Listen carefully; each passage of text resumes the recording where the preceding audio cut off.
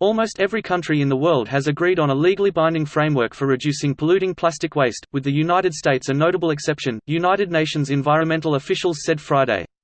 Here's a summary of the article. Geneva – Almost every country in the world has agreed on a legally binding framework for reducing polluting plastic waste, with the United States a notable exception, United Nations environmental officials said Friday. An agreement on tracking thousands of types of plastic waste emerged at the end of a two-week meeting of UN-backed conventions on plastic waste and toxic, hazardous chemicals. Discarded plastic clutters pristine land, floats in huge masses in oceans and entangles wildlife, sometimes with deadly results. Rolf Payet of the United Nations Environment Programme said the historic agreement linked to the 186-country, UN-supported Basel Convention means countries will have to monitor and track movements of plastic waste outside their borders. Even the few non-signatory countries, like the United States, could be impacted when they ship plastic waste to countries that are on board. The agreement is likely to lead to customs agents being on the lookout for electronic or other types of potentially hazardous waste more than before. There is going to be a transparent and traceable system for export and import of plastic waste, Payet said. This post received a score of 44,926, with an upvote ratio of 87%. Here are the top comments in response to this article.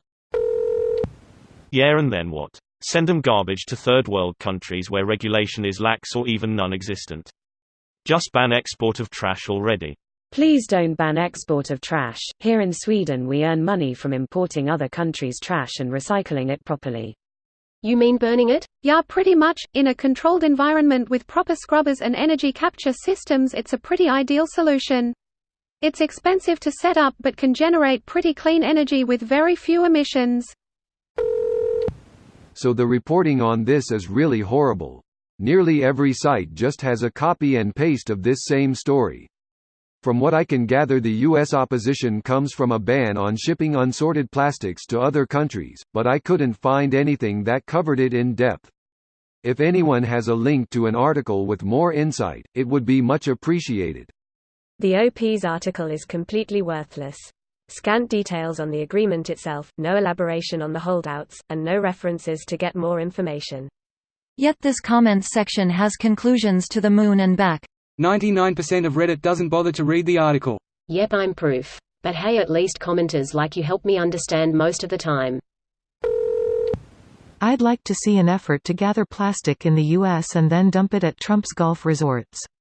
Leave Scotland alone. Bring it to California instead. The rich people in Palos Verdes just dump their trash on the streets of San Pedro or into the ocean anyway.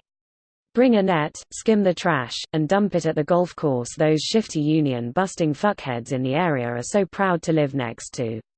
On the whole, though, California has some of the best recycling programs in the country. Dump that shit on people who don't already recycle. Tennessee just passed a law that says individual cities can't pass laws banning single-use plastics. Are you suggesting we dump it in Tennessee? Dump it in Mississippi instead, no one would notice.